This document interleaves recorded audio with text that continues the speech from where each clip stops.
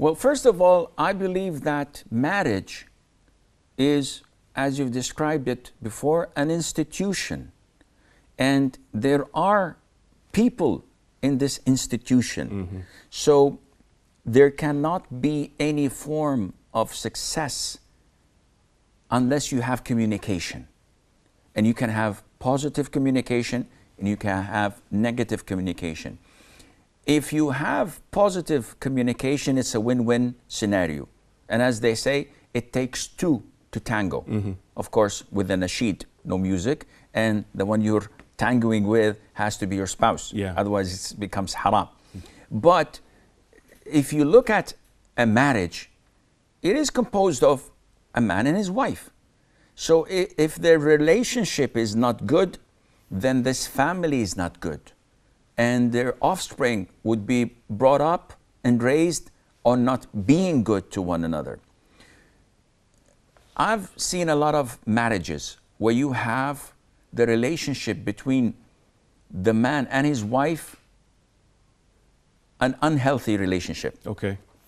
Either to the extreme right or to the extreme left.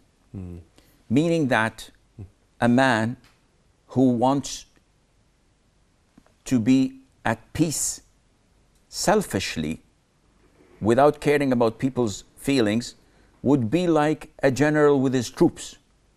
Simon says, do this, do that. Don't do this, don't do that.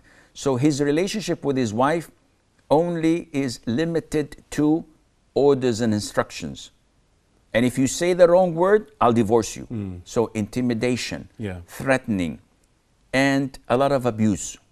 But he says that I like this way because I live comfortably, no nagging, no problems. But this is not a marriage.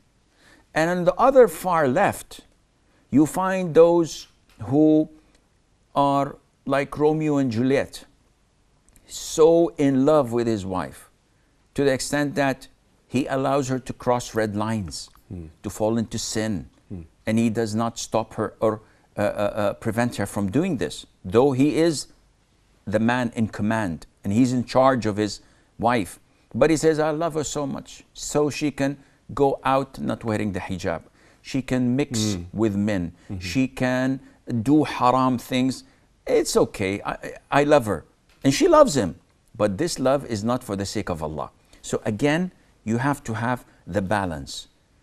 In the first example of the general, not all generals are like this. You have lots of people in the military who are so caring and loving. But this is what we usually tend to perceive them as, being tough and rigid. The Prophet wasn't like that, alayhi salatu wasalam. Now he is the head of the state. He is the leader of the salat, of the preacher, the judge, everything. Yet he talks in a way so kind and loving to Aisha. What does he say?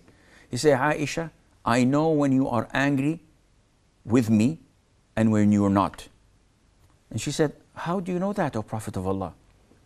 So the Prophet is paying attention to her feelings.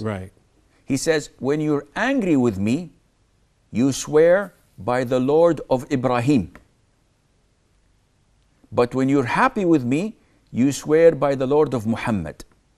And both of them are Allah Azza wa Jal, the Lord of Ibrahim and the Lord of Muhammad. She said, by Allah, what you're saying is the truth. I only abandon your name when I'm angry with you. So look at the amount of observation that the Prophet has, alayhi salatu wasalam, even with the words of his spouse, and how he cares about it. So he tells her, and look at the discipline and respect of Aisha, even when she's angry with her husband, not the Prophet of Allah. He's her husband. Even when she's angry with him, she only abandons using his name.